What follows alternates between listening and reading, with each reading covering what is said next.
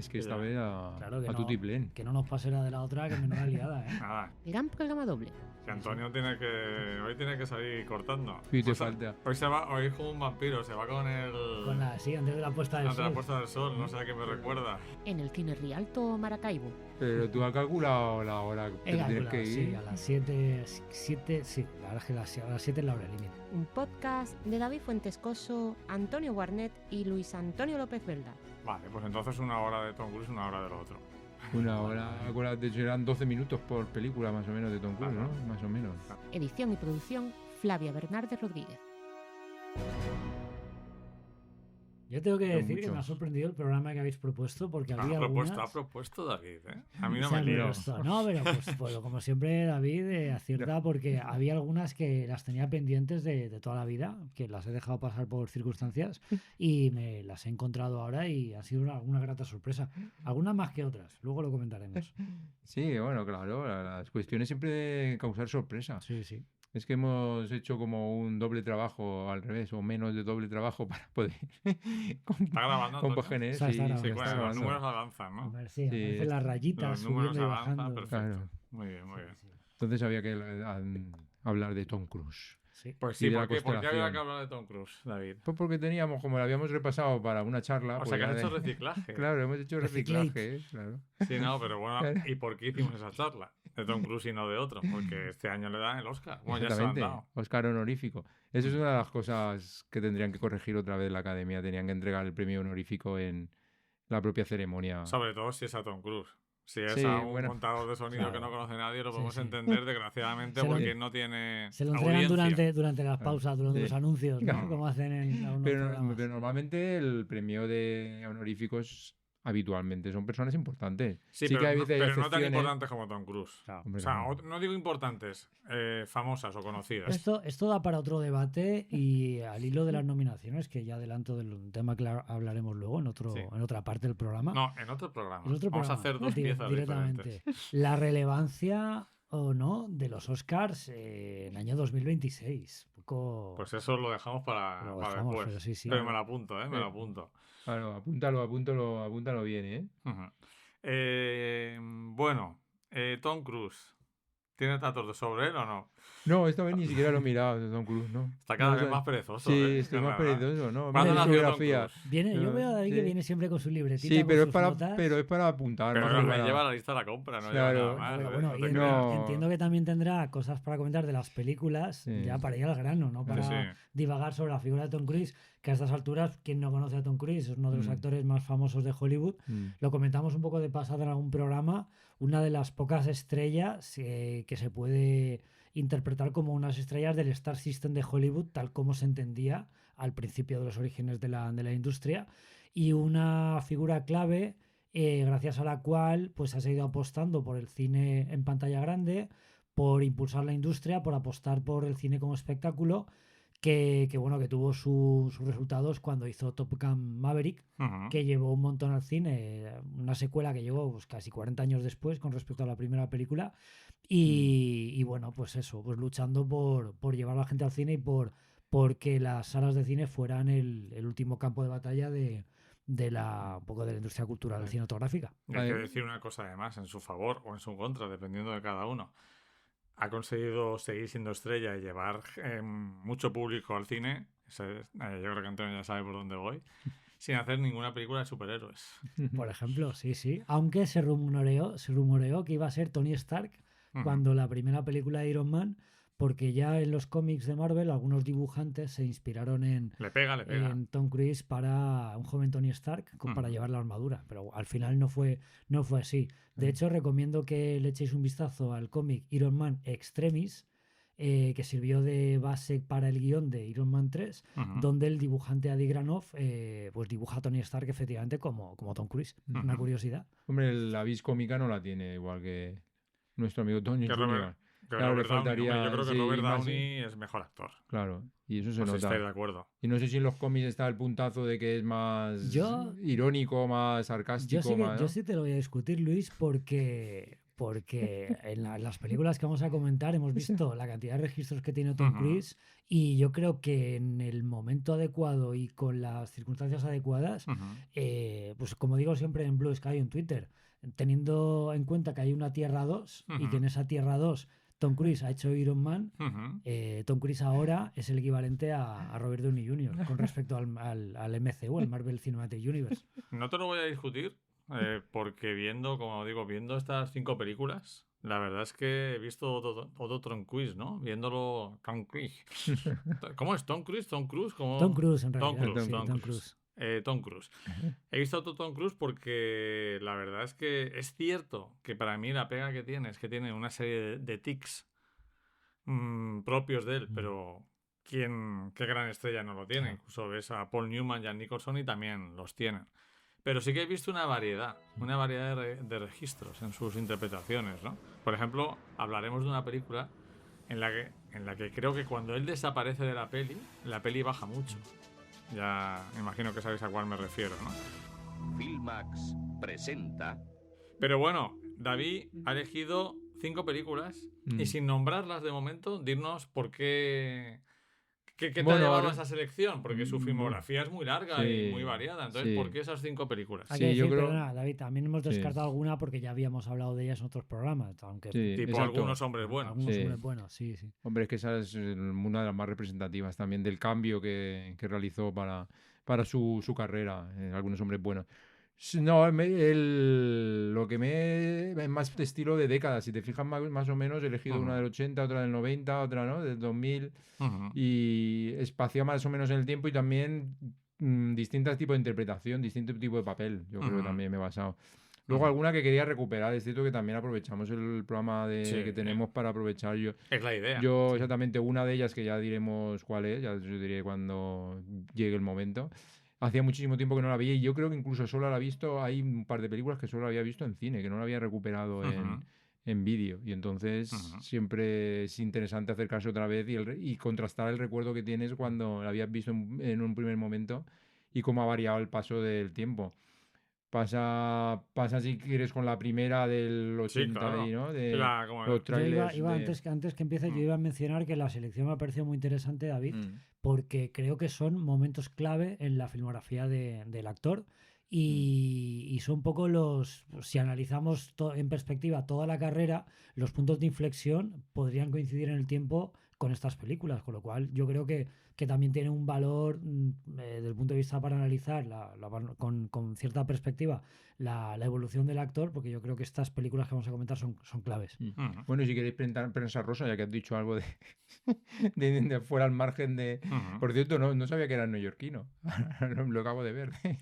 Bueno. Es nacido en Siracusa. Bueno, en Siracusa, no lo sabía. Yo pensaba que era de la costa oeste. Tiene pinta de ser así californiano. Sí, es cierto. Y entonces supongo que se trasladaría enseguida a la costa oeste. Él tiene una película antes de la que le lanza la fama, que es la que vamos a nombrar ahora, que se llama El momento de la verdad o algo así, que también es de un chaval de pueblo que se va a la gran ciudad, que era un tema habitual en aquella época.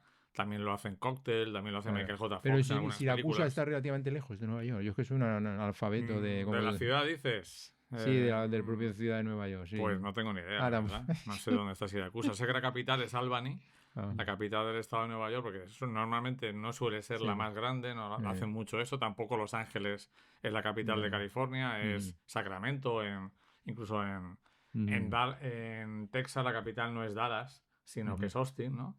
Pero no sé, ahora te lo miro. Ahora te miro la distancia de Siracusa a Nueva York, pero yo creo que se fue rápido, ¿no? A lo mejor se fue primero a Nueva York para el mundo del teatro y luego ya se iría. Pero estamos elucubrando. Mola lucubrar. No sé si tú tienes alguna información más de los inicios de... No, bueno, la verdad es que Tom Cruise en su época ochentera de ídolo juvenil adolescente me pilló... No es que me pillara muy niño, me pilló cuando se supone que yo, como adolescente o joven, pues puedo idolatrar a ciertos actores, pero claro, me gustan más las actrices guapas que los actores guapos. Pero sí que veía en las revistas tipo Super Pop pósters de Tom Cruise, anuncios de publicidad y por supuesto todo el boom que que tenían sus primeras películas. Entonces, no me interesaba desde el punto de vista de ídolo juvenil, y fue hasta un momento clave que comentaremos luego con una de sus películas, y sobre todo con Algunos hombres buenos, de la que ya hablamos, que me lo empecé a tomar en serio como actor de cine, y como que sus películas, además de ser una cara guapa, una cara bonita, pues podían tener pues más interés más allá de que te gustara físicamente o te pareciera atractivo. Y luego, pues por incidir un poco en el salseo que ha comentado David, tampoco tengo datos muy exactos, pero también es una figura, independientemente del valor como artista y como como artista de Hollywood y como impulsor del cine espectáculo. Su vinculación a la religión, de la cienciología, y su vida privada un tanto controversial, pues también la ha hecho que hablar de, llenar portadas y correr ríos de tintas acerca de su sexualidad, su vida privada. Lo de comer placenta. Lo de comer placenta, por supuesto. Me gusta mucho que hayas usado el término controversial, que es más latino. Es más latino, sí. Nosotros usábamos más antes controvertido. Controvertido. Sí, bueno, es un poco la influencia de las redes sociales y de YouTube y tal, que al final pues metes tanto... Cualquier película de suspenso. Suspenso de que te suspenden, ¿no? Porque es película de suspenso. Porque estás suspendido en el aire. Pero bueno, más David, una cosa, ¿te molesta la luz? No. ¿Estás bien? Sí, eso son cosas del directo. Como buen alicantino no me da igual. No es vampiro, ¿no? No, en este caso no. Digo que aparte también es que es muy inteligente, yo creo, como productor, porque también es un productor. Yo creo que tiene un alma de eso, de productor y hombre de negocios. De negocios, y sabe elegir muy bien los papeles. Esto es más inteligente. Esto del hombre de negocios es interesante porque yo creo que es una de las cosas que le viene por el tema de la cienciología. En alguna entrevista, algún reportaje leí, ¿no? Pues simplemente pues por matizarlo. El hecho de que la cienciología les hace verse a ellos mismos como un producto que tienen que vender, donde la imagen lo es todo. Te estoy pensando en actores como Will Smith o John Travolta, que también son miembros destacados de este tipo de, bueno, vamos a decirlo, sectas, totalmente. Tienen una imagen pública muy medida, muy calculada, y yo creo que tiene que ver con esta imagen que dices tú, David, de empresario, de calculador, de saber perfectamente en qué tipo de negocio se va a meter, qué esperar y cómo le puede ayudar a impulsar esa imagen o esa carrera. Y la mitad de la carrera de Tom Cruise, yo estoy seguro que tiene que ver con la propia ambición suya de evolucionar como actor y de hacer películas y de desarrollarse en un medio que le gusta. Pero yo estoy seguro hay un alto porcentaje en que lo utiliza el cine como forma de catapulta personal y mejorar el mismo como persona, como estos libros de autoayuda donde te venden esta imagen de ti mismo como triunfador y como que estás por encima de los mediocres. Un poco, yo creo que va por ahí. Sí, como bien ha dicho Luis, el tema que no ha hecho ninguna película de superhéroes, pero sí que intentó hacer una película de saga estilo La Momia, que intentó el famoso Dark Universe. Exactamente, que intentar crear ahí una saga con ciertos elementos de superhéroes, pero evidentemente fue bluff total. Eso de las peores de él, sin lugar a dudas. Para que veas, y esto también da para otro debate, Luis, apúntatelo. El éxito... Te está abriendo muchas ventanas. Mi ordenador está ya... Yo lanzo ahí la pelota en tu tejado, tú si quieres la recoges. David, secretario. Pero claro, se denosta mucho lo que ha conseguido Marvel, Disney con el MCU, pero ha sentado un poco unas bases para, a la hora de producir franquicias y entender las sagas cinematográficas. Warner DC ha intentado con el DCEU, el universo expandido de DC. La gente de Universal también lo intentó con el Dark Universe.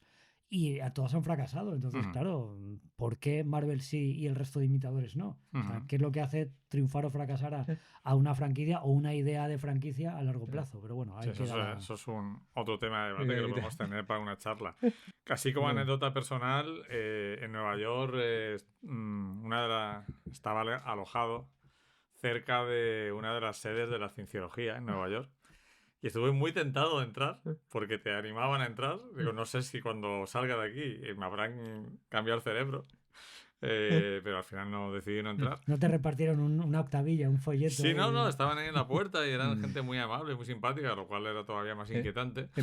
En Barcelona estaban en Calle Marina, en una esquinazo con Calle Marina. ¿Ah, sí? Sí. Para que no sé si aún estará... De tu place. Sí. Así que también lo tenemos cerca. Y nada, antes de ya pasar a la película, que lo prometemos ya...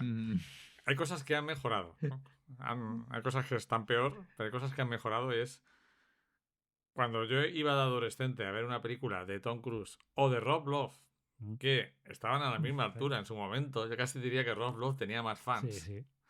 Era imposible escuchar las películas. Claro, los gritos de las Porque chicas. Sí.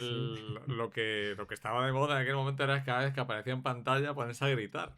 Muy bien, sí. Y A mí eso no me pasó, porque yo soy de los 90, yo soy del cine de los... sí, eso es una cosa que yo creo que desapareció con el muro de Berlín. Pero era bastante horrible. O sea, intentar escuchar una película de estos dos actores en esta época de jovencitos. Era más atractivo cuando era joven Roloff que Tom Cruise, yo creo. Sí. Sí, por eso a lo mejor atraía más... Sí, aparte Rob Lowe... Tenía más grito, no es que atraía más. A lo mejor atraía a lo mismo. Empezó con algunas películas así comerciales y tal, pero como Clash, como ¿Qué pasó anoche? Y demás. Pero luego tuvo los problemas que tuvo y la verdad es que se diluyó bastante. Aunque a mí es un tipo que siempre me hace mucha gracia. En la serie Parks and Recreation, que tiene un papel secundario, está muy divertido, y otras pelis que ha hecho.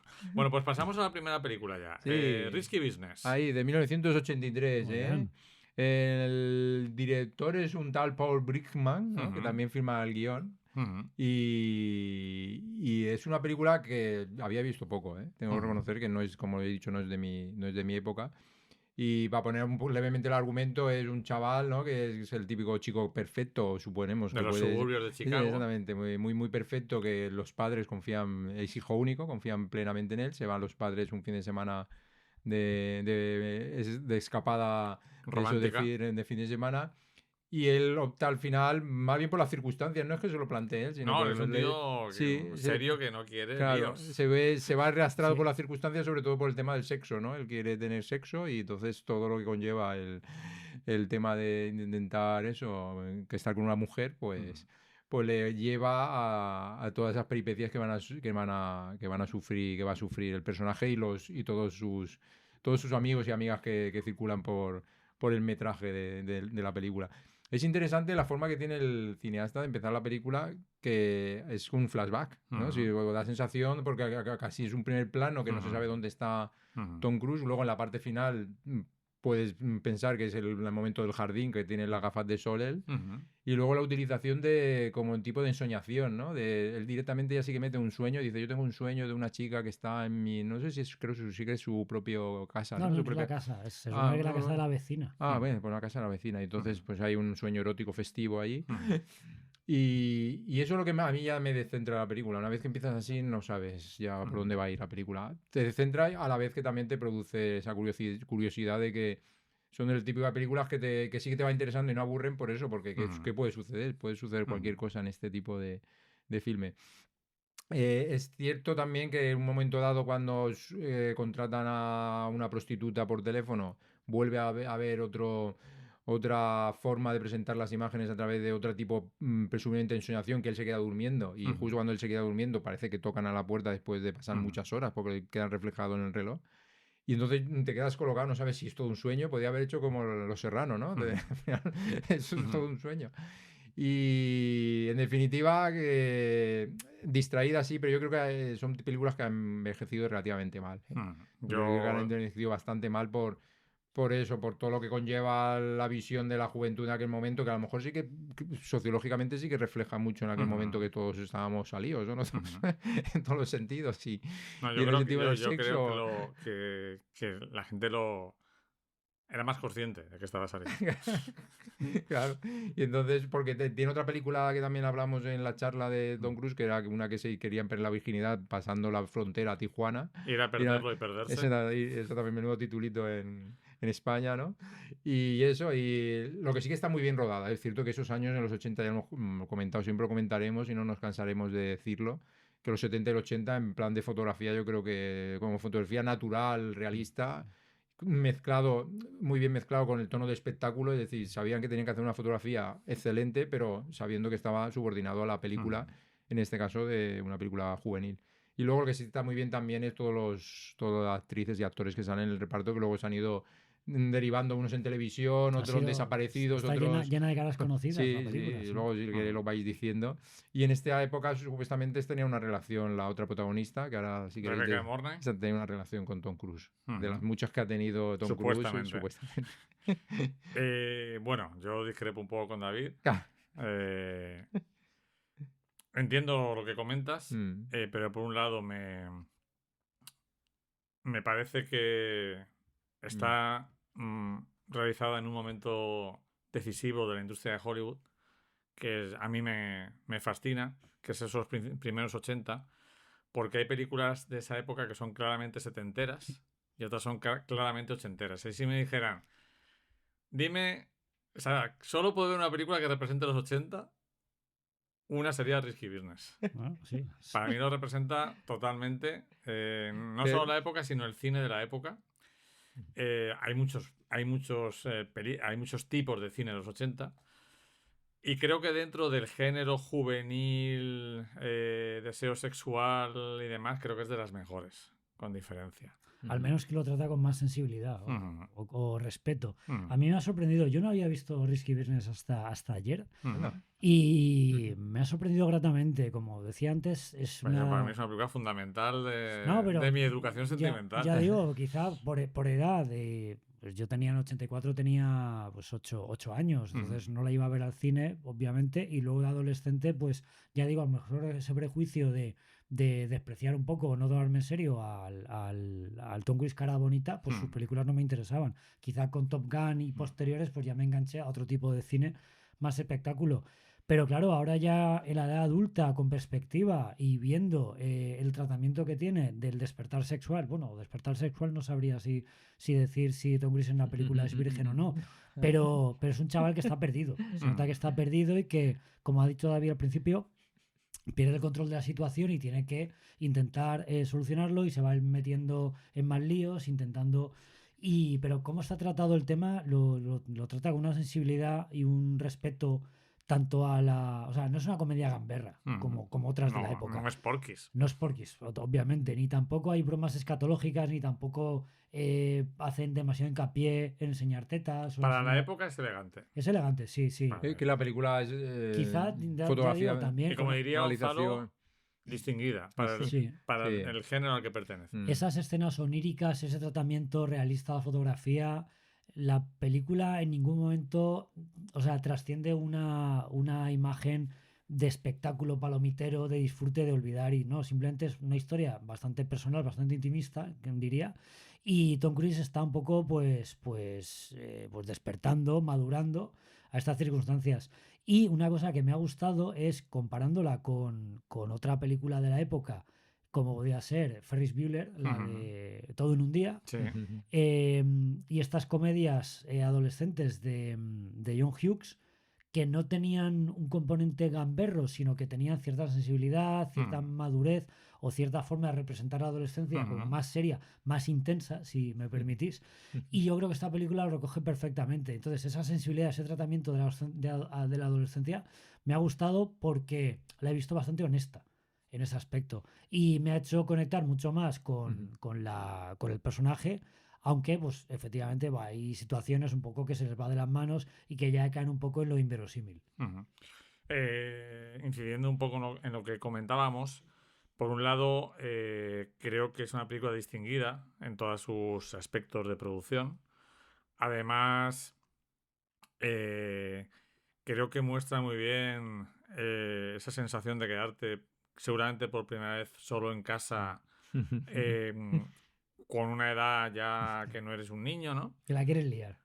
Hombre, ese es el momentazo del baile es espectacular. Eso sí que tiene momentos como el baile famosísimo, que lo ponen siempre cuando se habla de este actor. Además, las partes oníricas, la secuencia, por ejemplo, sensual en el metro con la música, que creo que es fundamental en la película, la música de Tangerine Dream, no tiene nada que ver con lo que podría ser un Porky's y películas por el estilo, que también disfruto, pero de otra manera, sabiendo lo que son. Y no olvidemos que al ser, como digo, una película que es puro 80, también se está hablando mucho del capitalismo en la película. Sí. De- Tiene un poco, sí. no lo he mencionado, tiene un poco ese rebufo del cine de los 70 de cine social, de Ujú. retrato de las clases sociales, mezclado con el incipiente cine adolescente juvenil de los 80 que reinaría durante buena parte. Entonces tiene efectivamente, pues eso, coletazos de un cine serio de los 70 y tiene también principios de lo que luego será el cine gamberro de adolescentes de los 80. Por eso creo que la película las películas de esta época están como sentadas en un muro, como si estuvieras la película como en un caballo, ¿no? Ahorcajadas, Sí. entre las dos épocas. Entonces, toda la parte que hace de reflexión sobre el corporativismo, el crear empresa, el hacer negocio, el ser emprendedor, se critica fuertemente con el hecho de que su negocio de emprendimiento tiene que ver con la prostitución. Sí. Y fracasa. Y compara muchas veces que muchos negocios tienen un punto muy parecido al de la prostitución por la explotación de personas, ¿no? Sí. Pero yo no creo que sea la intención. Eso sale indirectamente, yo creo, de la película. Sobre todo cuando la Yo, propia... en mi opinión, es que sí que es intencionado. ¿Sí? Yo lo veo bastante claro. Sobre todo si ves un poco tanto la época como la biografía del guionista y director, sí que lo Puede que fuera así. En mi opinión. Sí. Puede que fuera así, pero la década de los 80 es la década donde reinaban los yuppies, los tipo Wall Street, El secreto de mi éxito y Además, Cóctel. Yo creo que la película está Tom Cruise. anunciando que eso va a ocurrir y está dando su opinión sobre el tema. Además, está lanzando como un par de dardos. Está diciendo, como que ve eso en la sociedad y lo introduce dentro de un paralelismo entre el mundo de los negocios, que al final muchos tienen que ver con explotación de personas, como el mundo de la prostitución. Interesante, sí. Hombre, y lo único que también es como un punto de alabanza al hecho luego del culminar siempre esta juventud en las universidades, ¿no? Y encima en universidades prestigiosas. Él está súper preocupado por la prueba de Sí, actitud. claro, por eso. Lo entendería si entiendo que puedas... Claro, te lo digo por cuando aparece el otro, ¿no? Aparece el de la universidad, el que lo quiere reclutar. De hecho, ese momento es clave, pero es que durante toda la película el tío está obsesionado con que va a tirar por la borda su carrera. O sea, cualquier cosa que hace o no hace, lo hace pensando en que puede arruinar su futuro. Sí, pero sobre todo porque hay un personaje... Sí, pero sobre todo porque hay un personaje que está enchufado sí o sí prácticamente sin hacer nada. Aunque luego da la sensación de que ese personaje también es bastante listo, que no tiene que esforzarse mucho para conseguir muy buenas notas, porque le repasan sus notas, ¿no? Ese personaje que también es un actor más o menos conocido, ¿no? Lo que ha dicho Antonio es clave. En las películas juveniles de los 80, el protagonista no está nada preocupado por su futuro. Solo está pensando en el presente y en echar un polvo esa noche. Claro. Y sin embargo, ese personaje es mucho más ochentero. Está mostrando, ochentero auténtico. Estamos reflejando la angustia. Esa angustia que ya está presente en esa sociedad. Pero por la forma de empezar la película, a pesar que las primeras imágenes creo recordar que son panorámicas, ¿no? Tomas panorámicas de la ciudad, se va acercando como el tren y luego pasa el flashback. Está toda la parte también subjetiva. Cuando se despide de los padres. Eso es muy interesante. Es verdad, eso no me había acordado.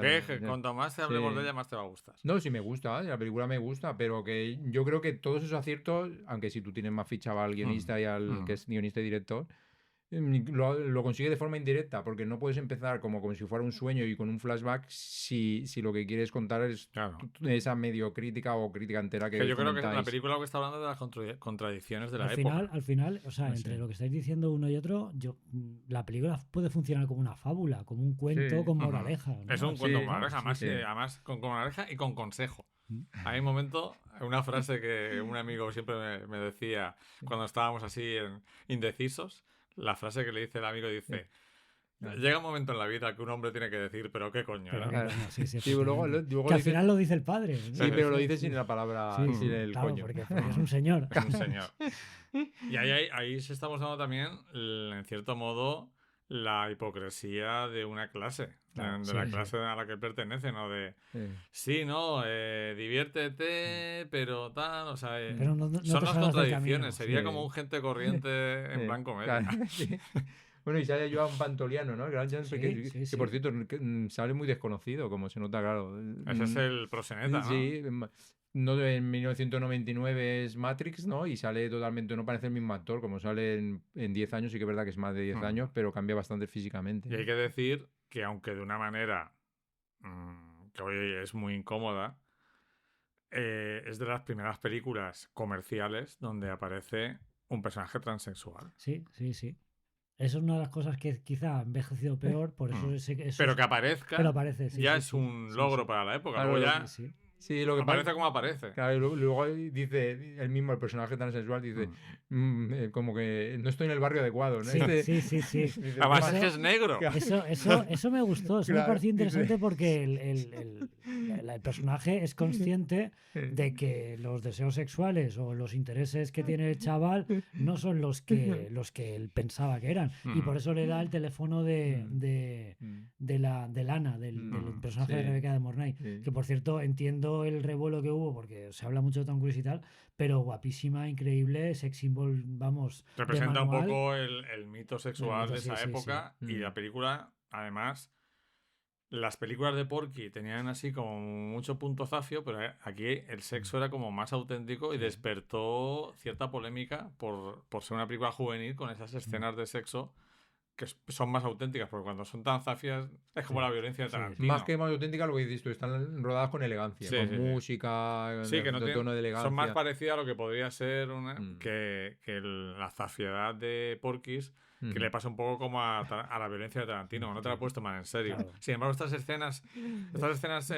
sexuales tú las ves con 12, 13 años Claro, y te mueven. Tiene un por componente En todos los también, sentidos. iba a decir, tiene un componente también muy videoclipero de Sí. los 80 también, el tema del MTV, los videoclips musicales y luego el representante de este tipo de cine en videoclipero erótico, Adrian Lyne, que cogería mucho de esta estética y demostrar las escenas sexuales como vídeos con niebla, con secuencias soníricas y tal, todo como muy etéreo, ¿no? Como muy mágico. Es del mismo año, creo recordar, que Flashdance, la Por ejemplo. película. No, del 84 puede ser Por ahí, Flashdance, sí, Sí, está pero por bueno, ahí. más o menos igual. Está por ahí, o sea, Sí. una época, como digo, para mí es súper, o sea, no digo que sea una época realmente buena del cine, pero es muy interesante estudiarla porque creo que representa muy bien el cambio social. Pues una sorpresa Risky Business. Pero y si la verdad no es que no lo habéis- habías visto, no la había visto, Qué ya curioso, digo, por ¿eh? este prejuicio de que pues, me empezó a interesar el cine de Tom Cruise en los Pero es el 80. único que tiene Antonio. Claro. Es el único Bueno, prejuicio. sí, no, tengo unos cuantos, ya irán saliendo. Pero bueno, pero por eso quiero aprovechar para recomendarla. Si alguien no le ha dado la oportunidad, porque la han metido en el saco de estas comedias adolescentes gamberras, no lo es en absoluto. Pero sí que habías visto, por ejemplo, el baile en alguna escena icónica o tampoco, El ¿no? baile sí, por ah, supuesto. vale. Y también me acuerdo de las Ray-Ban. Las Ray-Ban son famosas Ya. por esta película. De hecho, volví a ver la película y Y me por vol- Top Gun, será, ¿no? Porque son Ray-Ban también, me parece. Sí, las de sí, Top Gun. pero originalmente se hicieron famosas aquí. Y ahora quiero tener unas Ray-Ban, yo también. O sea que. Hombre, siempre... La Bueno, es película curioso, funciona. representará que tú que controlas lo de siempre los estamentos escolares allí, que supuestamente qué edad tiene el personaje. Hombre, yo Entonces, creo que está a punto de ir a 18, la universidad. 17, ¿no? Está- 16, lo que- ¿no? Está en COU, Lo que lo nosotros que sería hay COU COU. y ahora 17, ¿no? ahora el segundo 17. bachillerato. La sí. preparatoria. Ahí Aparte tenía de- 20, ahí tenía 20, 21 más o menos Tom Cruise, es decir, que puede aparentar un chaval Aparte, si te fijas, si os fijáis, si hiciéramos un estudio, ahora me lo estoy inventando, pero creo que no estaría muy equivocado, que es el hecho de que las películas ambientadas en instituto, realmente, el 90% de ellas, el protagonista o la protagonista está en Sí. último año. Sí, sí. Y es Porque el es como salto el año de la adolescencia a la madurez. Es el año completamente. decisorio. Sí, sí. Es año decisorio. Sí, sí, está con todo correcto. Mira, ha venido la producción. Hablando de producción, Claro, no le me viene hemos- bien que no salga, le hemos dejado dormir. que salga la productora, porque la siguiente película yo no la he visto, porque la productora no me ha dejado. No la has recuperado, pero No, visto quiero sí. decir, no la he visto, no la he vuelto a ver para el podcast Claro. porque la productora quiere que la veamos juntos, pero Qué no hemos fuerte. tenido Flavia hemos Bernárdez, qué encontrado fuerte, Flavia Bernárdez. 3 horas. Además ella me dijo, dilo en el podcast. Y ahora y al verla me he acordado.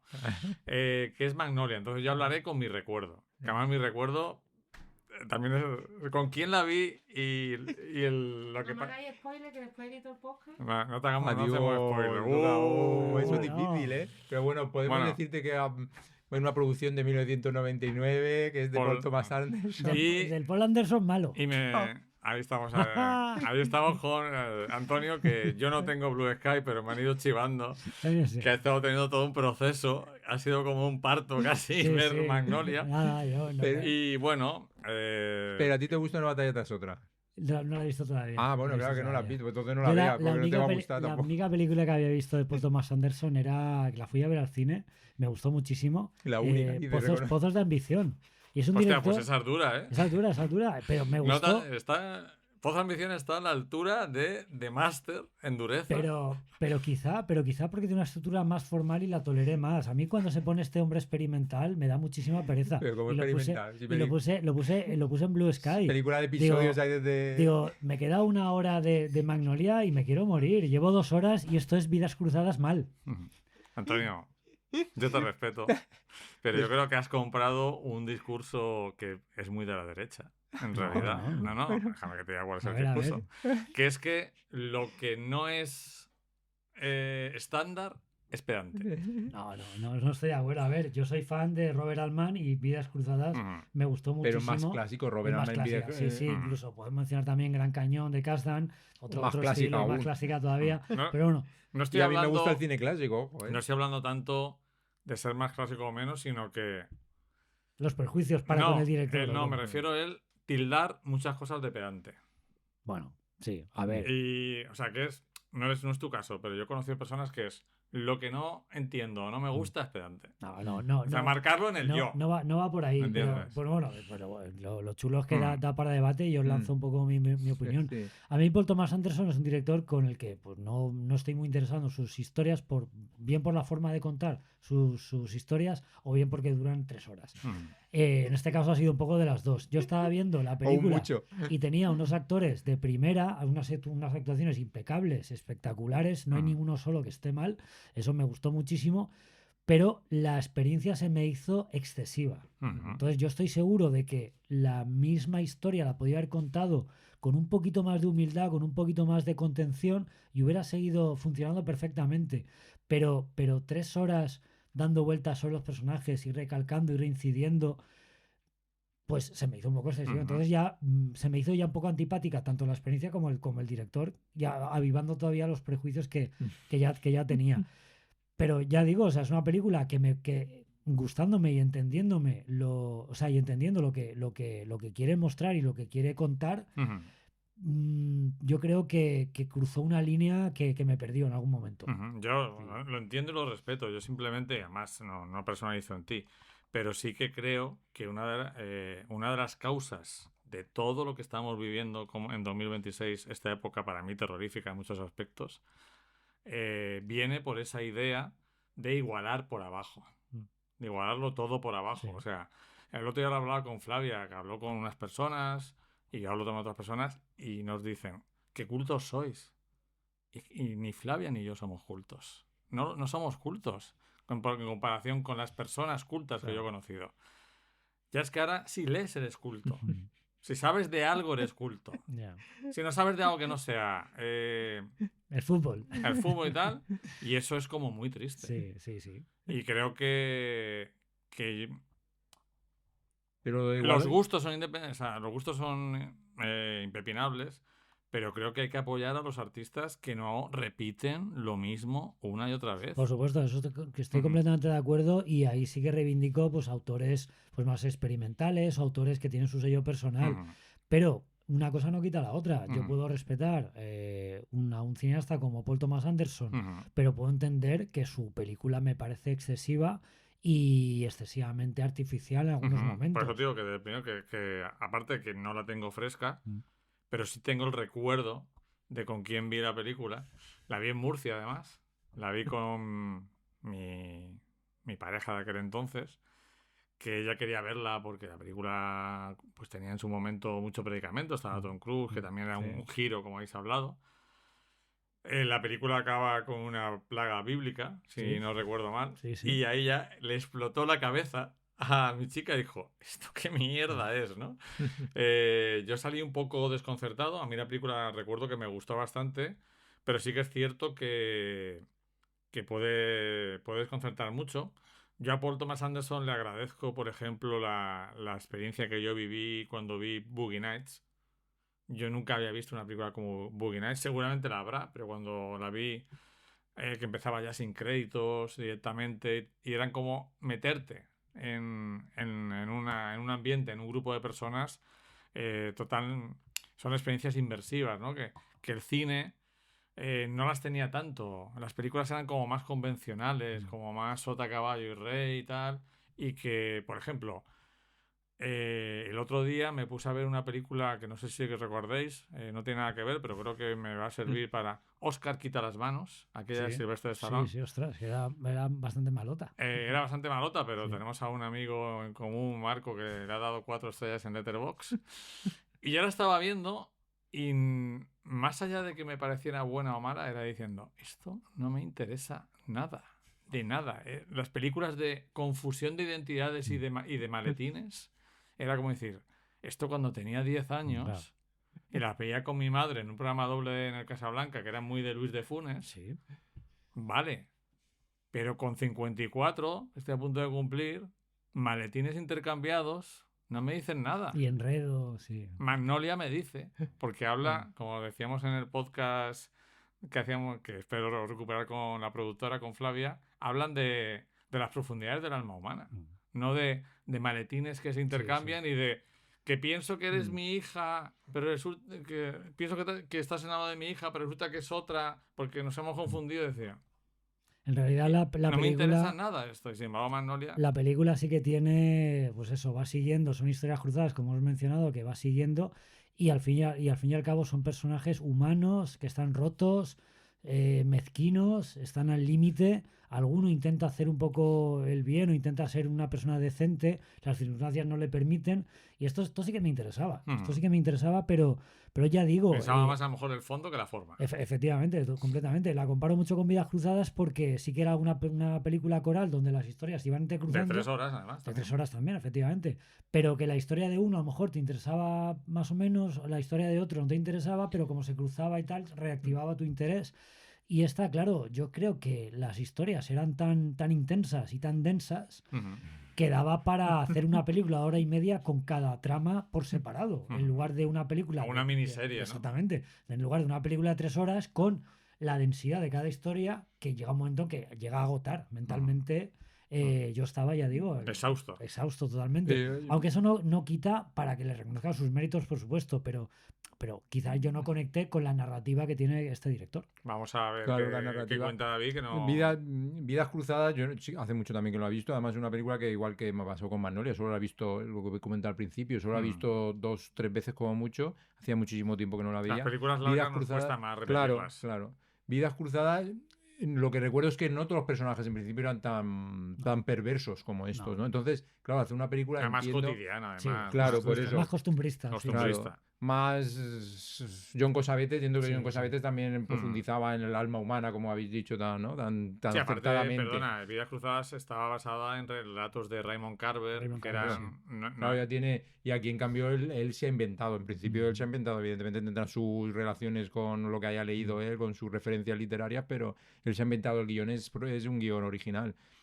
Entiendo que te resulte densa, a lo mejor pesada, pero es que yo creo que lo busca, precisamente eso. Busca esa densidad, busca esa pesadez. Y lo que también puedo entender que no te haya interesado la forma de narrarlo porque utiliza la música, es la conexión para unir todas las historias. Esa música soterrada que va uniendo todas las historias, yo creo que es algo que no a todo el mundo le gusta, porque precisamente une las historias, pero a la vez te dice, ¿por qué me están uniendo las historias si son totalmente diferentes? Aunque luego, evidentemente, en la parte final te vaya uniendo los puntos en común de cada personaje. Para mí podríamos distinguirlo siempre, que lo típico que digo yo de objetividad y subjetividad. Objetivamente te ha parecido una buena película, pero subjetivamente no has conectado. Te lo compro, te lo compro, porque Boogie Nights tiene más corazón, por así decirlo. Boogie Nights es una película que subjetivamente te puede llenar más, pero aquí es que esta es una experiencia cinematográfica total, es para verla en cine. Tú, claro, la has visto también la primera vez, ¿no? La primera vez, efectivamente. Claro, son experiencias, el cine de Paul Thomas Anderson, como otros cineastas, es para hipnotizarse dentro del cine. Yo creo que esa película te hubiera gustado más dentro del cine.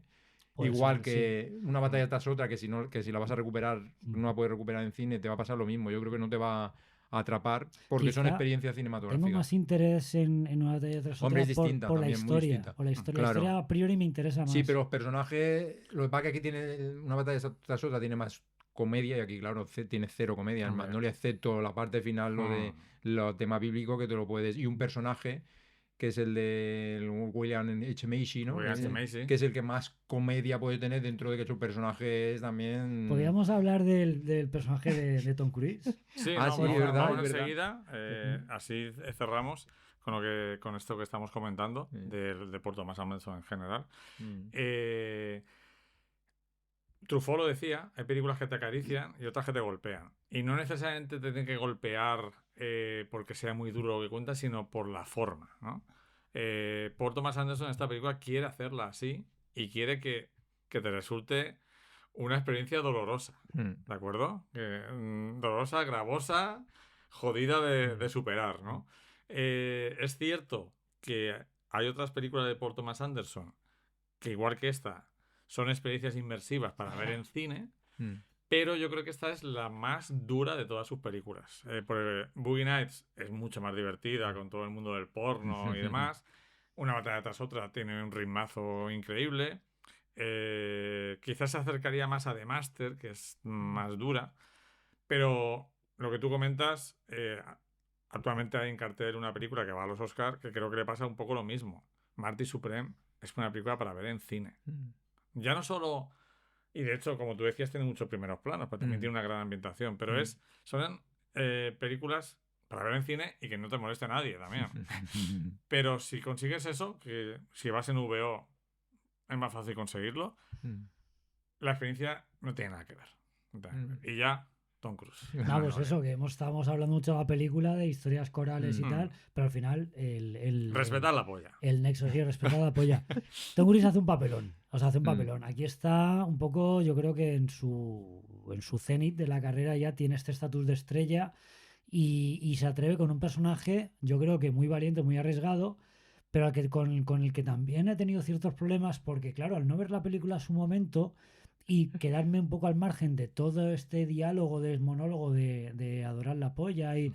O sea, se convirtió en mítico. Es el proto-incel. O sea, realmente, con la lectura que le hacemos ahora en 2025-2026, con toda la movida incel que hay, despreciar a la mujer y de reivindicar esta masculinidad tóxica por Para encima mí de es el todo. sacacuartos de los incels. Totalmente. Él no es incel. Son los que van a su... Pero claro... Y me ha parecido, o sea, me ha volado la cabeza primero porque el tío se mete el personaje en el bolsillo, lo defiende de una manera brutal. Lleva un chaleco de piel, ¿no? De cuero, un chaleco de cuero, sí. Y, o sea, el pelo y todo, como estrella de rock y tal, es como muy... La imagen es muy, muy típica. Pero claro, a mí me hizo gracia el nivel de entendimiento del espectador, que en su época yo he conocido gente que ahora me ha encajado el puzzle, que se ha llamado en internet Frank J. Mackey, porque este tío era su modelo de conducta o su ídolo a la hora de conocer mujeres. Cuando es una parodia. Es una parodia. Pero esto también pasó con el Club de la Lucha. Sí, es una crítica. Y con Starship Troopers. Entonces me ha parecido loquísimo porque, claro, ahora entiendo... ¿Y eso por qué pasa eso, Antonio? Porque hemos igualado por abajo. Y la gente no sabe que puede existir el subtexto, la ironía y la alegoría. Se lo toman todo literal. Entonces me ha hecho mucha gracia, claro, yo entiendo que el papel que hace Tom Cruise es muy potente, pero claro, cuando en su momento la gente defendía el papel de Tom Cruise y el personaje no sé cuántos, confundiendo el personaje con el actor, dices, ¿estás aplaudiendo al personaje porque identificas con él o estás aplaudiendo al actor porque ha hecho un buen papel? Y yo me quedo, por supuesto, con que ha hecho un buen papel, porque efectivamente el personaje es una parodia totalmente subrayada con fosforito, y para el que no lo pille, que se lo haga mirar. Pues hay más gente a la que pensamos que no pilla las parodias. Hay gente que no entiende que no haya nada que no sea literal. Más que parodia, a lo mejor el término parodia también habría que definirlo bien. Es una crítica, pero toda la película, lo que dices tú, es tan densa, tan excesiva, que todos los personajes son críticas, son estereotipos de conductas.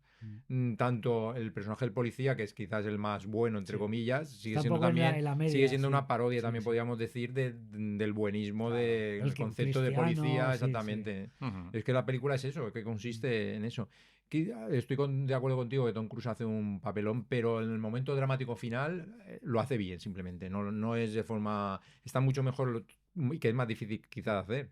Los momentos que hace de ese personaje cuando se tiene que enfrentar a una verdad en la parte final, dramáticamente... Estás haciéndolo muy bien para no darle a la spoiler a la productora. Exactamente.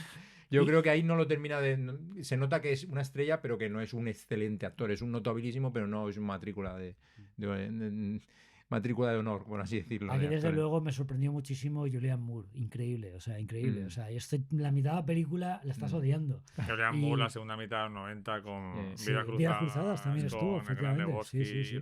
Hizo una serie, Boogie Nights. Sí, también. Hizo una serie de papeles increíbles. Y una de los méritos que le concedo a la película es mostrarte personajes aparentemente despreciables a los que al final pues acabas entendiendo y compadeciéndote. O sea, son personajes totalmente rotos y al límite, y al final, ostras, son humanos que han sufrido, y ese sufrimiento pues les ha hecho convertirse en lo que son, y al final parece un poco que se medio intentan redimir, o pues bueno, al menos lo intentan. Vamos bien, Antonio, ¿sigue grabando esto? Sí, sigue grabando. Pero ¿y cuánto tiempo? Del tiempo no creo que vayamos Pasamos a la tercera película, Collateral. El tercer tráiler. Bueno, lo mismo. Estamos con los trailers. Claro, estamos con los trailers. Pero al final, trailers y películas a veces dedicamos más tiempo a los trailers que a las películas. Sí. O sea, Collateral. Hay veces que un trailer te apetece ver más que la película. Sí, claro. Es eso, a nosotros nos pasa eso. Claro. Elegimos unos pedazos de tráiler que luego el programa doble se queda a veces un poco... Bueno, Collateral es Michael Mann. Quizá una de las primeras veces que el personaje, evidentemente, Collateral es del 2004, y ya aquí en sale 1999, con el pelo canoso. Sí. Bueno, ahora explicaremos el porqué el pelo, si quieres, el pelo así de esa forma que lo hizo. Es un personaje también de antagonista, que hace de villano, igual más o menos que en Magnolia, pero aquí tiene mucho más en episodio, por episodios. En Magnolia, en cambio, aquí es el protagonista. Es el protagonista absoluto. Hace de un asesino. Yo estoy con Antonio, decía a mí, me dices, mañana, o sea, esta noche, ¿qué quieres ver? ¿Magnolia o Collateral? Yo te digo Collateral. O sea, eso está claro. Y Michael Mann es curioso porque aquí lo que sí que es verdad que no le interesaba nada tener como una estructura del guión de historia coherente, porque hay varias cosas que suceden en la película que dice, oye, podrías haberlo cuidado más en el guión. Él lo que quería era una experiencia, trabajar con una gran estrella como Tom Cruise, y en aquella época el cine digital aún no estaba consolidado, y él quería rodar de noche prácticamente todas las tomas y con una cámara digital para captar mejor la luz lo más natural posible. Y le interesaba eso, trabajar con una estrella y disfrutar con el rodaje en Los Ángeles por la noche, y le importaba el guión. Entonces, por eso es una película que cumple con las expectativas perfectamente. Y el tema de que era con el pelo era precisamente porque no se le distinguía bien del todo con esas cámaras, y entonces prefirieron que se tintara el pelo de esa forma para conseguir un mayor impacto en el rostro. No sabía contraste, eso, ¿no? y es muy interesante. De hecho, me gusta la estética que tiene Tom Cruise, porque esta película me parece importante por dos motivos. El primero es uno de los momentos clave que decía al principio en la carrera de Tom Cruise. Hemos hablado de una de sus películas como ídolo adolescente, ídolo juvenil. Hemos hablado de unas películas más recientes, cuando ya como actor serio, aunque tuvo un par de momentos clave anteriores. Una de ellas hablaremos después. Y yo creo que el hecho de que un actor de la talla de Tom Cruise, acostumbrado a ser el héroe de la película, el bueno de la película, aceptar un papel de villano, yo creo que no solo es valiente por parte del actor, sino que como que es una apuesta muy, muy arriesgada por el director. Si las ponemos en orden cronológico, pues vamos viendo esa evolución, sí. ¿no? El pardillo, otro pardillo... Yo he conocido a una persona que directamente...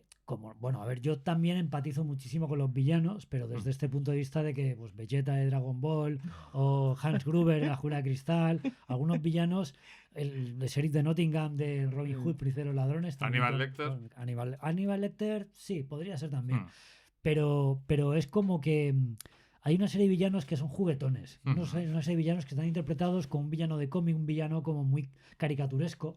Aquí Tom Cruise no es caricaturesco, pero sí que es juguetón. Entonces todo lo que hace, todo lo que dice, mola. Pulp Fiction también, ser un gángster mola, aunque luego tiene las consecuencias que tiene.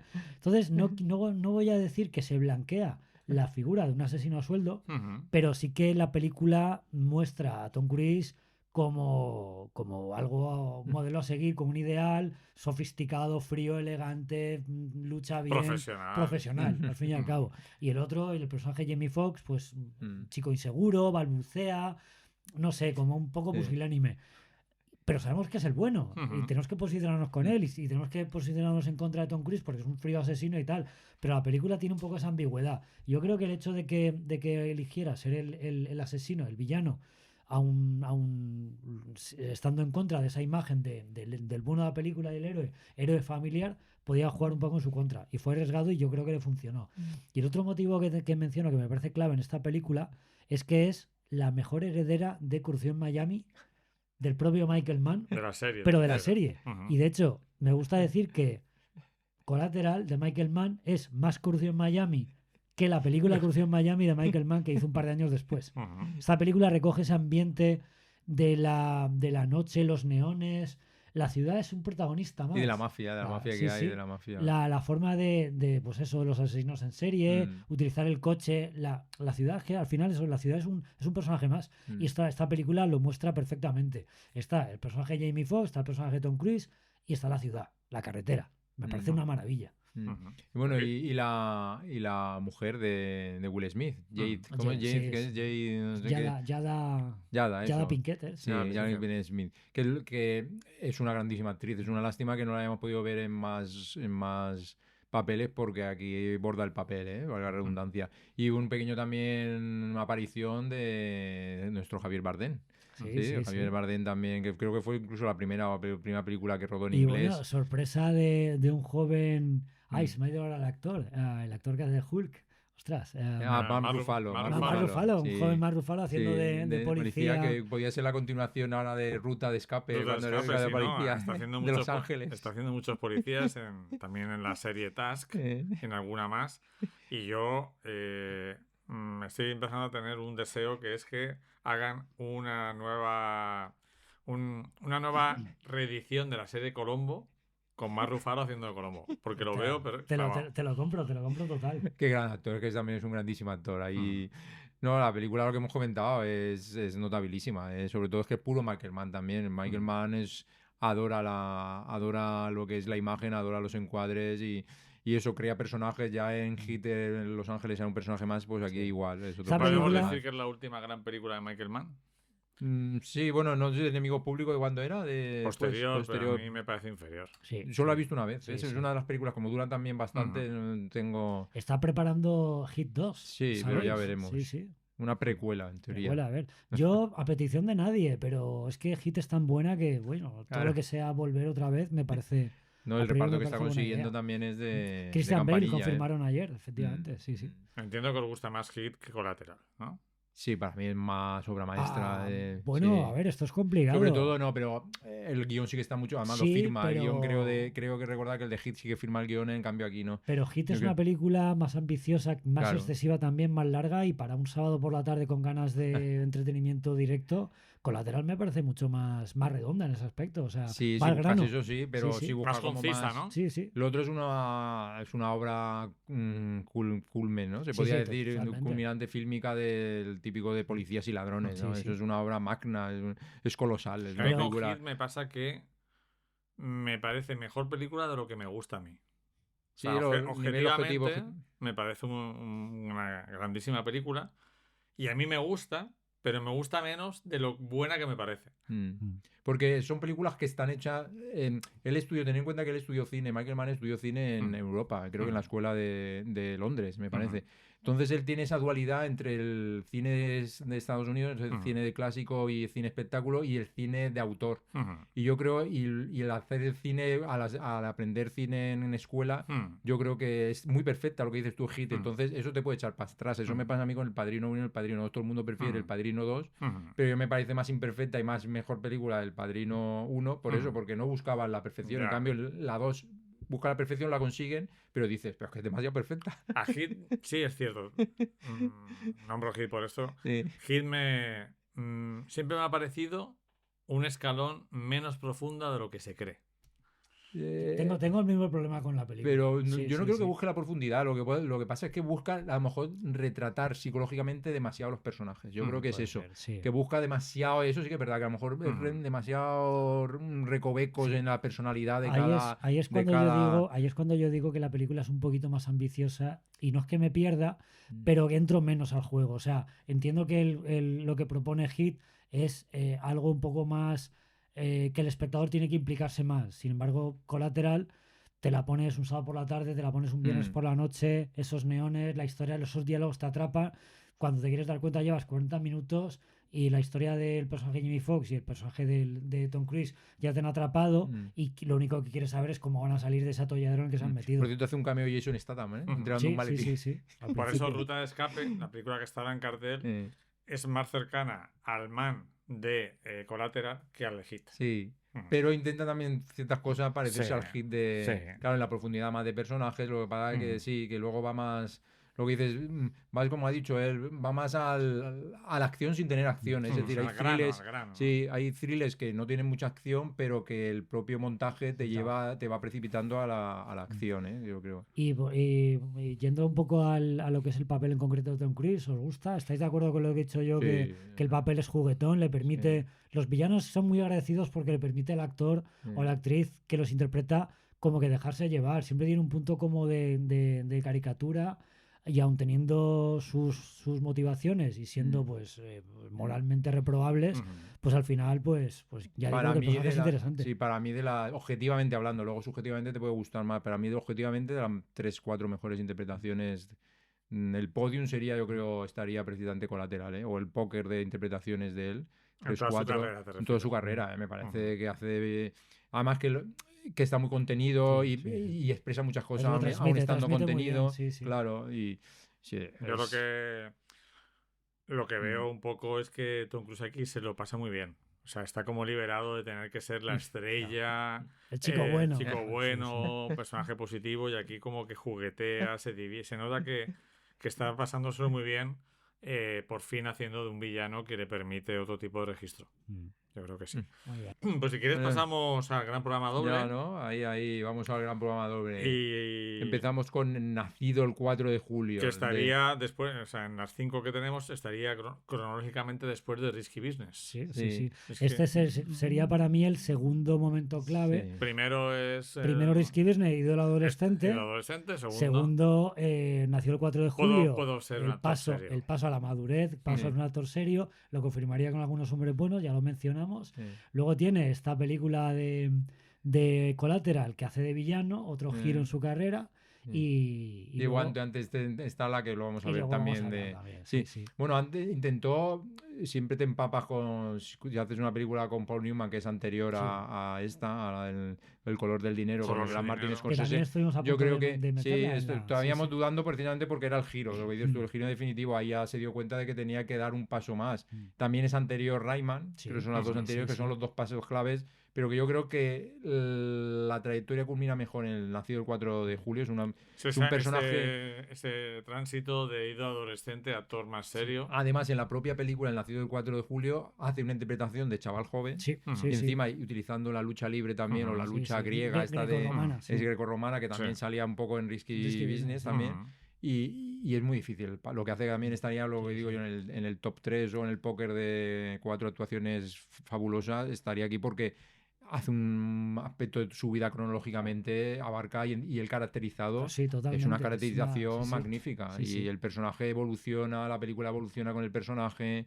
Luego estuvimos hablando con Lara Chenlo y Fran en la charla de Tom Cruise. Luego todos los secundarios que tiene la película es fantástico. Esa madre y ese padre son también poderosos. Y luego cuando él ya se da cuenta de lo que supone la guerra de Vietnam, eso también está muy bien contado.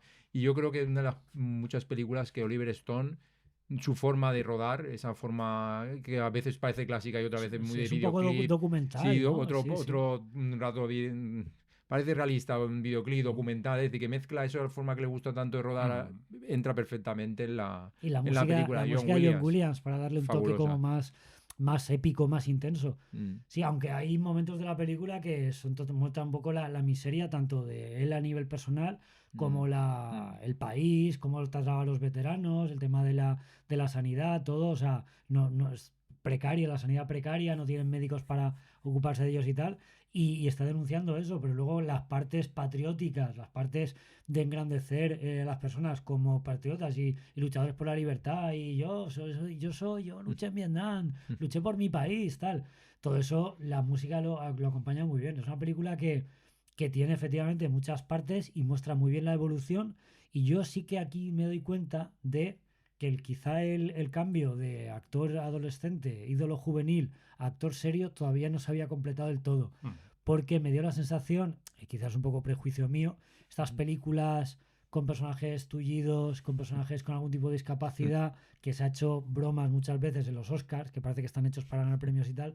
Yo aquí sí que veo al actor no serio queriendo entrar en la liga de los actores de verdad y quedándose un poco a las puertas. Lo confirmaría con Algunos hombres buenos, donde sí que deja atrás totalmente esta imagen de ídolo adolescente, de niñato, y abraza, pues ahí tiene a Nicolas Cage, a Jack Nicholson, de la misma forma que tuvo a Paul Newman o a Robert, perdón, en Rain Man, a Dustin Hoffman.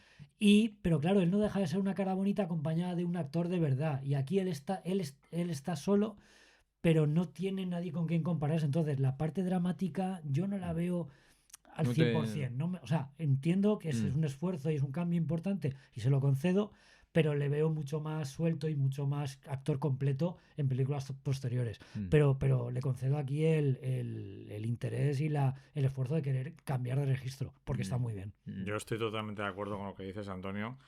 Creo que hay que valorar el esfuerzo enorme de afrontar esta interpretación donde es mucho más protagonista, donde está solo a veces ante el peligro de no llegar a los registros que necesita la película. Y creo que está intentando hacer un trabajo muy potente. A veces lo consigue, otras veces flojea, pero hay que valorar que quiso ya, pues entre Ricky Birnes y Nació el 4 de julio solo hay 6 años, ¿no? Quiso entrar en esa liga de los actores serios, como ocurría pues con actores cómicos como Tom Hanks, que dio el paso con Forrest Gump y con Filadelfia a la interpretación seria. De hecho, para mí, vista hoy en día, Nació el 4 de julio es como una versión oscura de Forrest Gump, o al revés, Forrest Gump es una versión, porque fue posterior, Forrest Gump es una versión luminosa más blanca sería. De Nacido el 4 de julio. No sabemos hasta qué punto el personaje del Teniente Dan, el personaje de Gary Sinise, está inspirado en el personaje de Ron Kovic.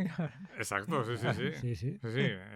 Por supuesto. Pero sería el libro, mirar el libro, claro, ¿no? Porque está basado en el libro de de Forrest Gump. Claro, que hay que decir que la película narra un poco las vicisitudes del soldado Ron Kovic, el marine Ron Kovic, que escribió un libro y que el libro fue lo que dio base a la película de Oliver Stone, siendo además Oliver Stone veterano de Vietnam, estuvo en Vietnam y ya había hecho un par de películas previas hablando del tema de Vietnam. Con lo cual, pues esta se supone que cerraba una trilogía y yo creo que de manera bastante interesante sobre lo que fue la guerra del Vietnam, efectos sociales, efectos de la imagen de Estados Unidos y que hacían una guerra que al final les perjudicó y sobre todo las secuelas que dejaban los soldados, durísimas. Esta es una película que mi grupo de amigos del momento fue muy importante. Salimos como muy impresionados al verla, porque aparte estábamos en la edad en la que no nos iban a reclutar para una guerra, pero sí para hacer la mili, y estábamos un poquito ahí diciendo, madre mía, como nos recluten y está en una guerra, esto es terrible. Yo era un enorme defensor de la película y de Oliver Stone. La película me sigue gustando, pero le veo costuras que no acaban de funcionar, tanto a nivel cinematográfico como a nivel temático. Hay momentos de la película, sobre todo al principio, que pueden caer en la parodia involuntaria. El partido de béisbol con el niño es todo así como muy... El desfile, entiendo lo que falta el padre que no ha podido ir a ver el partido. Entiendo que quiere crear ese mundo ideal norteamericano de los años 60. Además está fotografiado de forma distinta. Hay un salto temporal que lo fotografía con colores sepia, muy color sepia. Pero trabaja mucho eso. Luego ya lo llevo al límite en otras películas como JFK o Asesinos Natos. Entonces creo que alguien que se enfrenta a esta película sin saber nada le puede dar la risa en algún momento. Y luego, que siempre en aquella época lo discutía con mi amigo David Méndez, el tema como moral o ideológico de la película. Creo que visto hoy en día, hay un error de partida en Oliver Stone, que al final es un idealista. En la película se dice varias veces que el pueblo americano mola un montón, el pueblo estadounidense, pero que lo malo son los gobernantes, Sí, ¿no? que nos han engañado. Entonces, visto el desarrollo del país, te das cuenta que eso es una falacia absoluta, porque al final los gobernantes salen Claro. del pueblo y muchas veces el pueblo Es ignorante, garrulo, paleto. o que le gustaría ser lo mismo que estos gobernantes, lo que pasa es que no puede serlo. Pero es que ¿no? al final, es un poco claro, esto da para un debate más complejo. O sea, al final la sociedad americana lo que quiere y a lo que aspira es a lo que les han vendido. Ujú, Desde los medios de comunicación, desde las propias películas que ujú, caen un poco en la propaganda más descarada. ujú, Y esa imagen del sueño americano se la han acabado creyendo. ujú, O sea, yo estuve en Estados Unidos un mes en el 93 y la imagen que tienen de sí mismos previa a Ujú. Internet ya era totalmente paródica. Sí, está claro. Con lo cual, pues es inevitable que ese público a día de hoy, con las conspiraciones que se han creído, alimentadas Ujú. por bulos en Internet y redes sociales y tal, pues se hayan convertido totalmente en lo que se supone que deberían estar criticando. Totalmente de acuerdo Muy bien. contigo, Antonio. Creo que una visión más profunda de eso es todavía darse cuenta de que eso, en mayor o menor medida, lo tienen todas las sociedades. Lo que pasa es que ellos son los que dominan el mundo y en su caso, a mí mis estudiantes americanos me preguntan, cuando ya tenían confianza, me decían, ¿cómo nos ves? Mm. Y yo decía, yo os veo como un pueblo hipnotizado a sí mismo, que se ha creído sus propias mentiras. Pero nosotros también nos creemos las mentiras. Nosotros, como españoles, cuando vas a otros lugares y tal, la historia de que aquí se vive como en ningún sitio, que lo mejor del mundo es tomarte una cervecita con una ensaladilla. Pues luego vas a otros sitios y dices, hostia, cómo mola, no hay ruido por la noche, la gente es respetuosa, hablan despacio en los restaurantes. Esto me gusta. O sea, aquí también mucha gente tiene la idea de que este es el mejor país del mundo. Claro, nos ponemos la medallita. No y porque sí, seamos sí, ricos ni porque tengamos, sino porque te puedes tomar una cervecita barata con una ensaladilla y estar en una terraza, que está muy bien, pero no es lo único que hace feliz a un ser humano. ¿De acuerdo? Entonces, que las mentiras las compramos todos los pueblos. Es cierto que en Estados Unidos pues compran en mentiras muy grandes y muy gordas, y sí, muchas, sí, ¿no? sí. Y a mí lo que me pasó con el personaje de Tom Cruise, visto hoy en día, es que no me cae muy bien Ron Kovic. No me cae tan bien como me caía al principio, porque me parece un pardillo absoluto Claro. que se traga todas las mentiras. Es cierto que puede ser víctima también de Y se pelea con quien le discute. Exacto, Sí, sí. hay una conversación donde el único chaval lúcido, que es el que dice... El empresario. Luego, dice... todo es tonto. Y luego los padres son tremendos, la madre es tremenda. A fanáticos religiosos, ultracatólicos. Claro.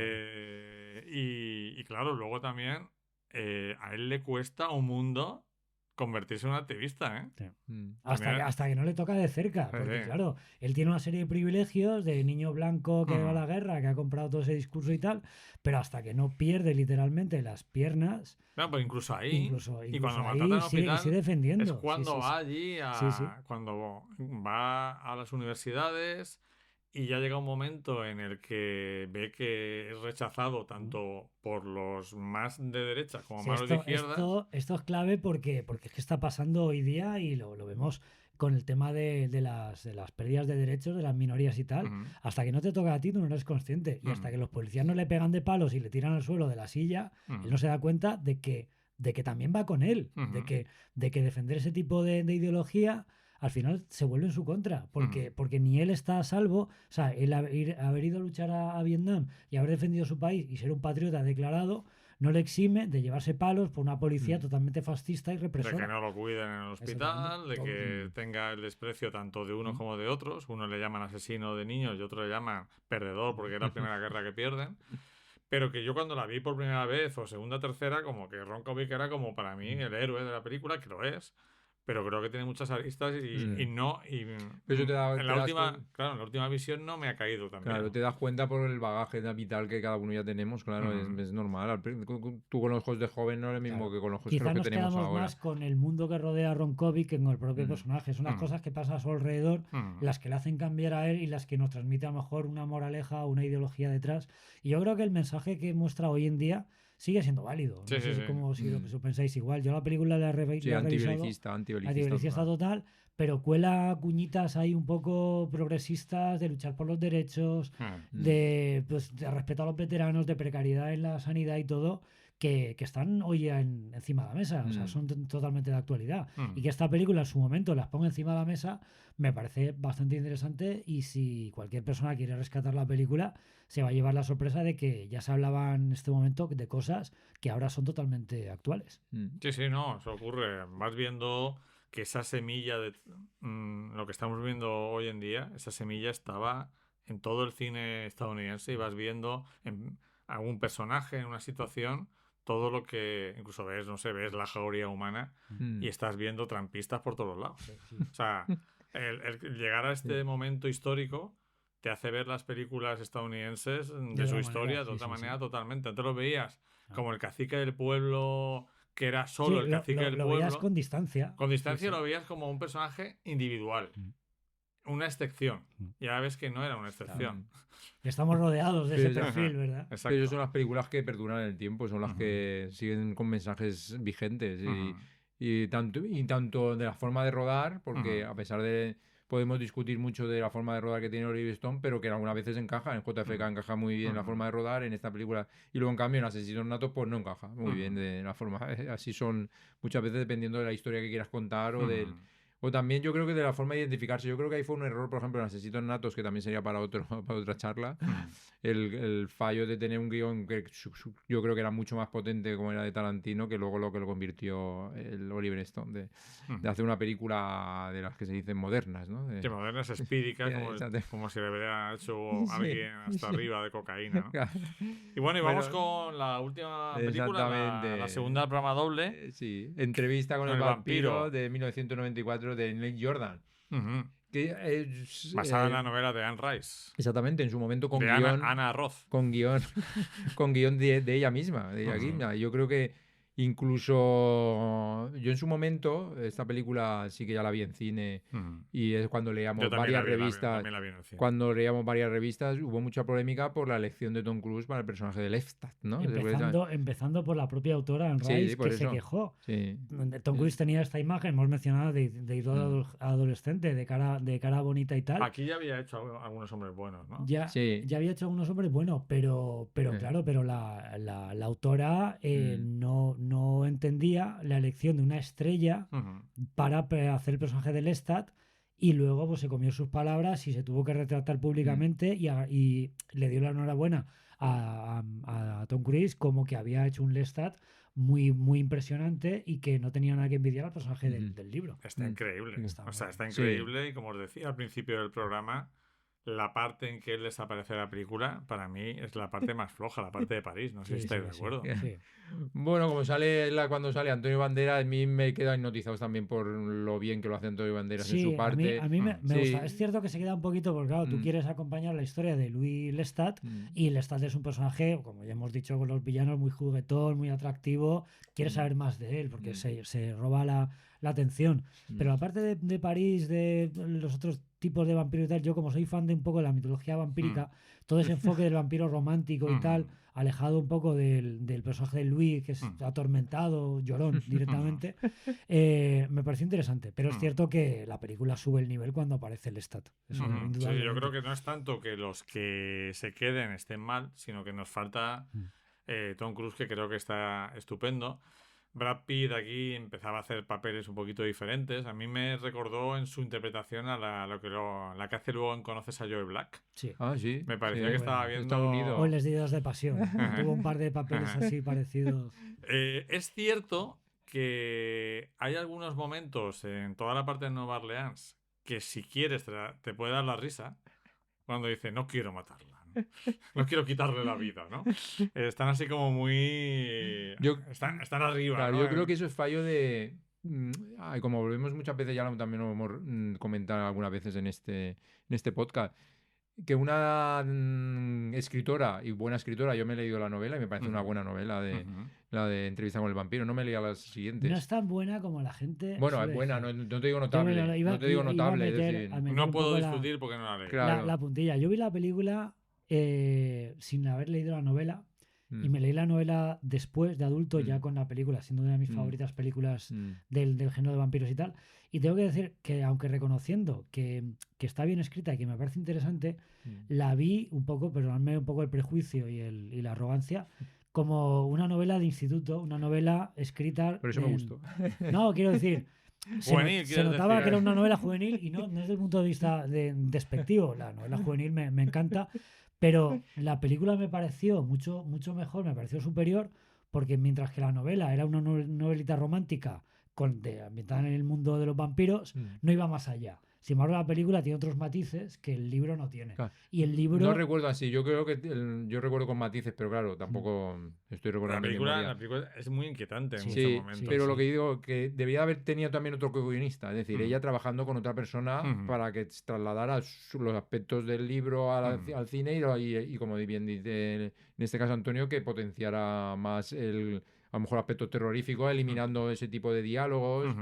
Eso es un error. El que filme solamente ella el guión para mí es un error. Igual que el final. A mí el final podíamos también. El final Sí, me luego al parece sí que final es se flojo. nota que es impuesto, pero bueno, sí. Sí, el final es Pero una lástima. el final Es es una como lástima, que está preparando una secuela, parece, ¿no? Porque Sí, como... No lo sé, pero pero es un final encima ambiguo. amaneciendo dices, pero ¿esto qué es? No, pero a ver, yo lo puedo entender como que en su momento era una imposición de la productora, No, pero- o sea, dejando abierto para una segunda ¿Y cómo ha parte. llegado Tom Cruise ahí? Sí, claro. Porque claro, esa es la gracia, o sea, porque no tiene explicaciones como cuando el personaje de Robert De Niro en El Cabo del Miedo, pues Ujú. resucita 3 veces. O sea, Ujú. siempre el, Bueno, esto es un vampiro, o sea, es un- podemos es un vampiro, admitirlo sí, más, sí, ¿no? podemos admitirlo, quiero decir. E incluso el personaje de Ian Malcolm en Parque Jurásico, la segunda de Parque Ujú. Jurásico, en la novela muere. Ujú. Y en la segunda parte de Parque Jurásico resucita. En la propia novela, que ya es el guión de la segunda parte, porque ya la había comprado la película antes de escribir la novela, y ya escribió la novela obviando totalmente que Ian Malcolm había muerto en la primera novela. Pero bueno, Yo Pero quiero recordar que la película fue un éxito. sí, Sí. completamente, Lo que no sé, completamente. pero no hubo secuela. Sí, Sí, que hubo secuela, pero no aparecía ninguno de los dos. Lo que pasa es era que, de bajo claro, presupuesto, el de tema- menos Por eso, presupuesto. entonces ni me enteré. El Claro. tema está en que la trilogía a ver, es Lo un poco digo. complicado. Tampoco yo soy muy experto en la literatura de Anne Rice, aunque sí que leí la novela. Después de Entrevista con el vampiro está Lestat del vampiro, Ujú. como segunda parte. Y luego está La reina de la oscuridad, Sí. ¿vale? La segunda parte de Lestat, estando Tom Cruise siendo una superestrella, estuvo bloqueada muchísimo tiempo porque obviamente Tom Cruise pedía una millonada que no le iban a conceder. Cuando el proyecto se abandonó, lo que hicieron fue rodar la tercera parte, Ujú. dejando de lado un poco la estructura, un poco la ambición de la primera película. Ujú.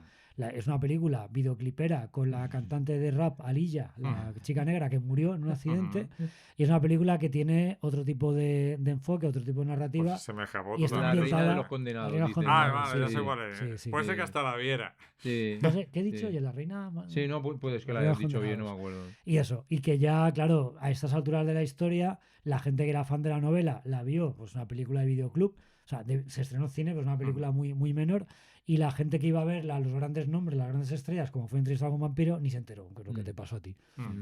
Hay que Claro. decir que es una película que no es tan buena como Entrevista con un vampiro, pero desde el punto de vista de la novela vampírica Ujú.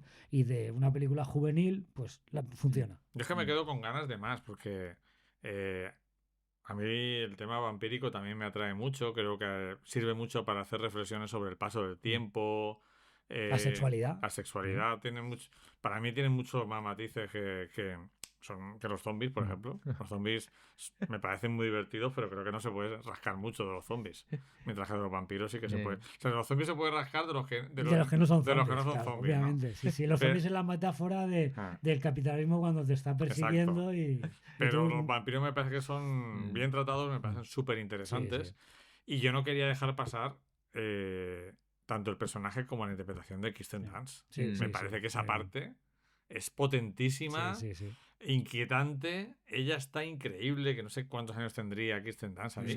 13, 14. Me parece que hace un papel que pocas veces un actor infantil sí. juvenil llega a esas cotas porque tiene muchísimos matices, inquieta, además tiene ese punto de voracidad que no tiene Brad Pitt, ¿no? Sí, sí, sí. Ella del 82 tenía 11 años, porque si se rodaría en el 93, Pues ya el ves. 83, 11 años. Pues ya 11, ves. 12 años. Fíjate. Tremendo, tremendo. Mm. Y creo que la relación que tienen ese triángulo es muy potente. Todas las cargas de profundidad que se pueden sacar de esos personajes, que no vamos a entrar para no tampoco hacer mucho spoiler, pero creo que toda esa parte es memorable. Sí, por eso lo que dices tú. Es una altura increíble. Sí, y justo ya ahí... Claro, las analiza muy bien la película. Empieza bien, luego el momento que aparece ya Lestat y con Brad Pitt que lo transforma en vampiro y con Kristen Dunst es el momento más culminante de la película, y luego a partir de ahí es cierto que va bajando, pero se mantiene un poco en París y luego ya al final ya es el declive, total, el declive. También juega muy bien que Christian Slater haga aquí de periodista y lo bueno es que no hace muchos... No abusa de hacer saltos temporales, de volver a la entrevista, aunque es está muy bien. interesante, es interesante que aparezca esa parte actual. Sí, está muy bien. Que, bueno, es que luego finaliza así, claro, es como las películas circulares, ¿no? A mí esta película siempre, en su momento también cuando la vi, cuando tenía con todas las revistas que veías la fotografía, yo siempre intercambiar los roles. ¿Qué hubiera hecho Brad Pitt haciendo el Lestat y qué hubiera Tom Cruise haciendo del personaje de Brad Pitt? Yo lo veía más a Brad Pitt haciendo más de malote sí, ¿no? y a Tom Cruise haciendo más de buenoce. Claro, sí. y entonces siempre me lo he pensado. Yo creo que dentro de que, como dices tú, Tom Cruise se sale y Brad Pitt también lo hace yo creo excelentemente. Que Tom Cruise aquí lo clava. Sí. Es una de sus grandes interpretaciones. Entonces a lo mejor hubiera fallado Brad Pitt haciendo el Lestat, Justo lo iba a decir. Tienen la misma edad más o menos, porque estuve mirando de ver si fue por una elección por edad o algo, pero no tienen más o menos la edad. Yo creo que sí que, claro, aquí ya Tom Cruise ya tenía ese estatus de estrella, de cara guapa, pero ya era un actor serio. Y Brad Pitt todavía estaba en el punto que estaba un par de años antes Tom Cruise. Todavía era una cara bonita y no podías pedirle, a lo mejor los productores no le veían haciendo papeles más intensos. Estoy pensando en que Brad Pitt haciendo de Lestat, su papel podía haber sido más intensito, como el del personaje de Seven, el policía de Seven, David Mills, y Tom Cruise haciendo de Louis, pues no habría sido tan pusilánime, no habría sido tan pasivo, sino que habría sido más, habría tenido mucho más protagonismo, habría sido mucho más activo, hubiera tenido mucho más iniciativa y a lo mejor hubiera perdido potencia, porque yo creo que lo que es clave en esta película es que Louis está perdido y necesita de un mentor, de un tutor, que aquí el papel de Tom Cruise es clave, porque aparte de que es un vampiro con más experiencia, le permite a él tener otro registro como más... Y un vampiro que no ha elegido serlo. Exactamente, sí, pero que es un vampiro, pero me gusta un poco este papel de mentor, un poco análogo pues al de Sean Connery en Los Inmortales, o cualquier mentor que coge a un pupilo y tal, pero con este punto de maldito, porque vale, yo te voy a enseñar. De perversidad, de maldad. Exactamente, yo te voy a enseñar porque soy más mayor que tú, pero esto es una mierda, esto es una maldición y estoy ya harto de la vida, y entonces te enseño, pero a la vez... O sea, estoy como asqueado de todo. Entonces esa dualidad de asqueado y de maldito, y aún así, pues, cómo abraza el papel de padre, como si dijéramos, tanto de Louis como luego de Claudia, me parece una maravilla porque el tío lo que quiere es quitarse de en medio y dejarse de chorradas, pero a veces no puede evitar esa responsabilidad. ¿Y la elección de Neil Jordan qué os parece? No sé por qué, cómo llegaría también Neil Jordan a este... A mí me parece... lo veo un poco analizando el resto de su filmografía y me parece... británico, muy extraña y muy valiente. ¿Había hecho Crying Game antes? Pues te lo digo ahora, ¿no? Y Crying Game sí que tenía un... O incluso en Compañía de Lobos. Bueno, en Compañía de Lobos sí, pero claro, a lo mejor fue por esa la película que lo eligieron, ¿no? Pero que el enfoque en Compañía de Lobos es mucho más onírico, parece más un cuento que una peli de este tipo. Pero que bueno, yo creo que... se marcaba dentro de ese género enorme que es el terror. Sí. Pero que esta película, aún abrazando el terror, el género de vampiros en este caso, y teniendo escenas bastante sangrientas y violentas y tal... Es una película de Hollywood, de palomitas, de grandes estrellas. ¿Cuál decía el título en España de la que decías tú? Crying Game, ¿eh? Sí, el juego de lágrimas. Vale, Juego de lágrimas. Yo cuidado que es mi inglés, ya sabes que dejarlo. Juego de lágrimas. Sí, era 2 años antes. Es que claro, entre Compañía de Lobos, que es de terror, y Juego de lágrimas, que tiene ese punto... ambiguo, ¿no? Ambiguo y tal, que aquí también está. Yo creo que es interesante. Bueno, pues si no queréis comentar nada más, nos toca lo de siempre, que es ponerlas en orden, que esta vez es muy difícil. Para mí es muy difícil ponerlas en orden de preferencia. Veis, tiene la película generacional ahí. Pero ¿crees que Richie Vinny no ha envejecido mal aún? Así, siéndolo objetivamente, para mí no, para nada. Para mí no, o sea, vale. a lo mejor ha envejecido, pero... Sí, pero con todo el bagaje que tienes del... No, y no solo eso, sino de enmarcándola en su género, es para mí de las que menos ha envejecido. Claro, Y curioso. una cosa, Luis, te voy a poner ahora un poco en un dilema.